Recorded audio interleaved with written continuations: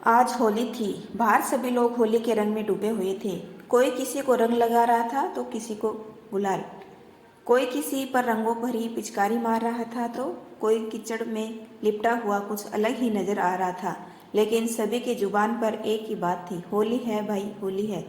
बुरा न मानो, होली है। लेकिन बाहर के इतने शानदार रंगों से अनजान दीपेंद्र अपने कमरे में बैठा मोबाइल में गेम खेल रहा था। तभी उसकी आंखों पर किसी ने पीछे से अपना हाथ रखा। दीपेंद्र, कौन? माला। अरे पहचानिए, पहचानिए। दीपेंद्र, माला, माला भाभी, माला। अरे वाह देवर जी, आप तो तुरंत पहचान गए। माला ने अपना हाथ दीपेंद्र की आंखों से हटाया और जैसे ही उसने अपना माथा हटाया तो उसने देखा कि उसके सामने न सिर्फ माला भाभी ही नहीं बल्कि दिव्या और रंजना भाभी भी हैं। दिव्या और रंजना भाभी के हाथ में ढेर सारा रंग था। दीपेंद्र कुछ समझ पाता उसके पहले ही उन लोगों ने उसके चेहरे पर रंग लगाना शुरू कर दिया। तीनों भाभियां, होली है, होली है। आज तो हम आपको ऐसे रंगेंगे कि रंग छुड़ाने में आपको कम से कम 10 दिन लगेंगे। हाँ, ये कहकर उन लोगों ने फिर से दीपेंद्र को रंग लगाना शुरू कर दिया। इस बीच माला भाभी ने बाल्टी में रंगों को घोला और दीपेंद्र की ओर देखते हुए कहा, माला, देवर जी तैयार है ना रंगों भरी बाल्टी में डुबकी लगाने के लिए? ये कहकर माला बाल्टी के रंगों को एक पिचकारी में भरकर दीपेंद्र पर डालने लगी। दीपेंद्र, अरे अरे, हो गया भाभी, अब कितना रंग लगाएंगी? माला, अरे ऐसे कैसे हो गया भाभी, और देवर की होली भी भला इतनी जल्दी खत्म होती है क्या? ये कहकर उन तीनों ने दीपेंद्र को पकड़ा और उसे बाहर ले जाने लगी। दीपेंद्र, अरे कहाँ ले जा रही है मुझे आप लोग? दिव्या, आप भी ना सवाल बहुत पूछते हैं, चलिए ना जहाँ ले जा रहे हैं। उसके बाद तीनों भाभी दीपेंद्र को एक रंग के भरे टब के पास ले गई। दीपेंद्र ने जब रंगों से लाजवाब भरे उस टब को देखा तो बोल पड़ा, दीपेंद्र, ओ तेरी, अभी और भी रंग बाकी है। दीपेंद्र की बात अभी खत्म भी नहीं हुई थी कि दिव्या भाभी ने उसे जोर का धक्का मारा और वो उस टब में जा गिरा। उसके बाद सारी भाभियां जोर जोर से खिलखिलाकर हंसने लगी और उससे कहने लगी, रंजना, क्यों देवर जी, आ रहा है भाभीियों के साथ होली खेलने का मजा? दीपेंद्र, आ तो रहा है लेकिन ऐसा लग रहा है कि होली एक तरफा हो रही है। माला, अरे ऐसा क्यों? दीपेंद्र, क्योंकि अभी मैंने कहाँ लगाया आप लोगों को रंग। अरे जैसे आप लोगों ने मुझे रंगों से भर दिया, मुझे भी तो आपको रंग से भरना है। ये कहकर वो टब से बाहर निकला और तीनों भाभीियों को टब में धकेलने लगा। दिव्या, अरे यार ये देवर जी क्या कर रहे हैं? तीनों भाभियाँ, अरे छोड़ दो मेरा हाथ। अरे देवर जी छोड़िए ना। दीपेंद्र, अच्छा जब आपकी बारी आई तो कह रही हैं छोड़िए छोड़िए, अरे कैसे छोड़ दें आपको? उसके बाद दीपेंद्र सभी को उस टब में डाल देता है और खुद भी टब में प्रवेश कर जाता है। दीपेंद्र, हाँ भाभी, अब ना होगी देवर और रंगीली भाभीियों की जबरदस्त होली। टब में चारों के चारों होली की खुमारी में डूबे हुए थे। दीपेंद्र कभी माला भाभी को रंग लगाता तो कभी रंजना भाभी को, कभी तीनों भाभीियों उसके चेहरों को फिर से रंग देती। दीपेंद्र, क्यों रंगीली भाभीियों, ये वाली होली कैसी है? तीनों भाभीियाँ, मस्त है। होली का मतलब ही यही है कि सब सही गलत को भुलाकर गले मिला जाए और मस्ती के रंगों में डूबा जाए। यह कहकर तीनों भाभीियों ने दीपेंद्र को गले से लगा लिया। दीपेंद्र ने कभी सपने में भी नहीं सोचा था कि इस मोहल्ले में आने के बाद उसकी पहली होली इतनी शानदार और यादगार होगी। 6 महीने पहले ही तो वो इस मोहल्ले में रहने आया था। एक दिन जब वो अपनी बालकनी में खड़ा था तभी उसकी नज़र सबसे पहली बार माला भाभी पर गई थी। माला भाभी उस समय अपनी बालकनी में खड़ी अपने बालों को सुखा रही थी। माला भाभी की खूबसूरती को देखकर वो बार बार उसे निहार रहा था। दीपेंद्र, वाह कितनी सुंदर है ये, क्या तीखे नए नक्श हैं इसके लंबे घने काले बाल कितने प्यारे लग रहे हैं। तभी माला भाभी की नज़र दीपेंद्र पर गई।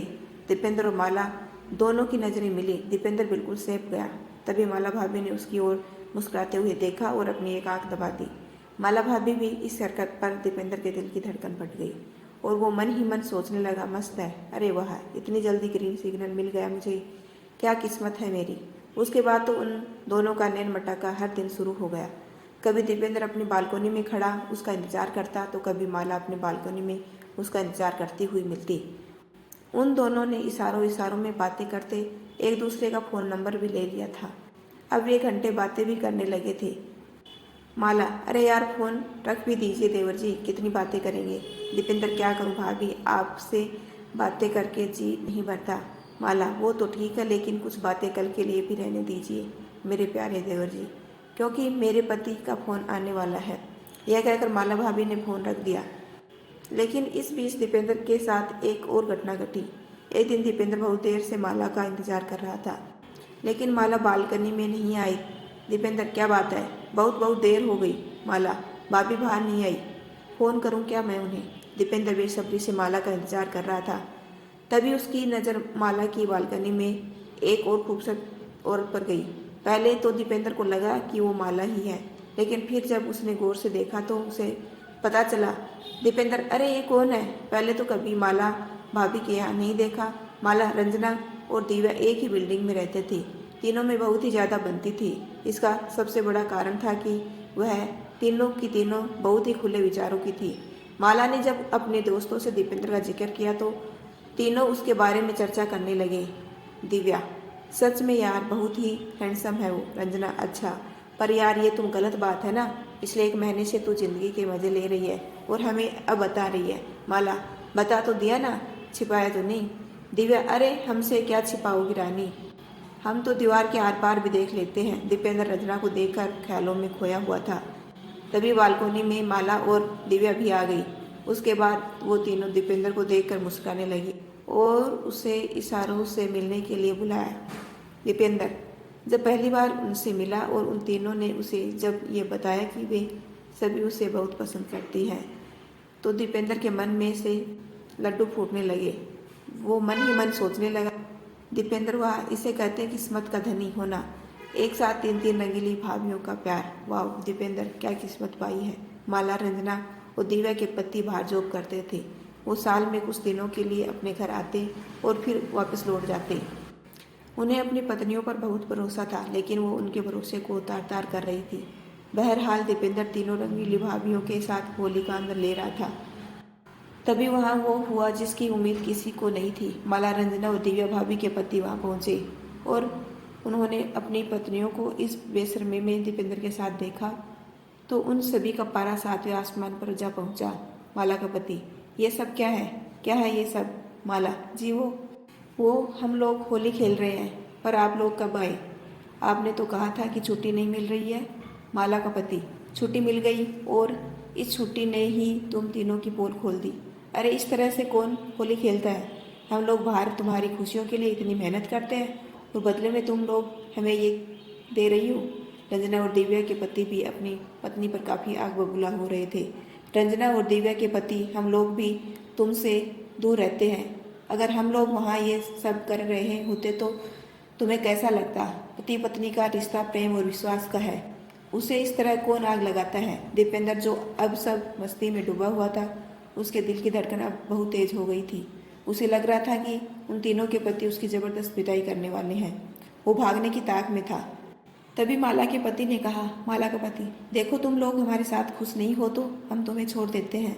तुम इस लड़के के साथ रहने के लिए आज़ाद हो, तुम लोग चाहो तो इसके साथ हमेशा के लिए रह सकती हो। हाँ, उनकी बातों को सुनकर दीपेंद्र ने कहा, दीपेंद्र, अरे ये क्या बात हुई, मौज मस्ती तक तो ठीक है, लेकिन साथ कौन रहेगा, और वो भी इनके साथ जो अपने पतियों की सगी नहीं हुई, वो मेरी क्या होगी, मुझे नहीं रहना इनके साथ। दीपेंद्र की बातों को सुनकर तीनों को बहुत ही अजीब लगा। उन्हें खुद से घृणा होने लगी। उन्हें अपने किए हुए पर बहुत पश्चाताप हो रहा था। उन्हें पहली बार एहसास हुआ कि उन्होंने कितनी बड़ी गलती की है। पश्चाताप के आंसू उनकी आंखों में दिखाई देने लगे। माला, हमें माफ़ कर दीजिए, हम गलत राह पर चल निकले थे। दुनिया में सबसे बड़ा पाप किसी के विश्वास को तोड़ना है। हमने आपका विश्वास तोड़ा है, हमें माफ़ कर दीजिए, माफ़ कर दीजिए हमें, ऐसी गलती फिर नहीं होगी। यदि आपको मेरा छोटा सा प्रयास अच्छा लगा हो तो चैनल को लाइक शेयर एंड सब्सक्राइब कीजिए। आपका अपना कीमती समय देने के लिए दिल से धन्यवाद।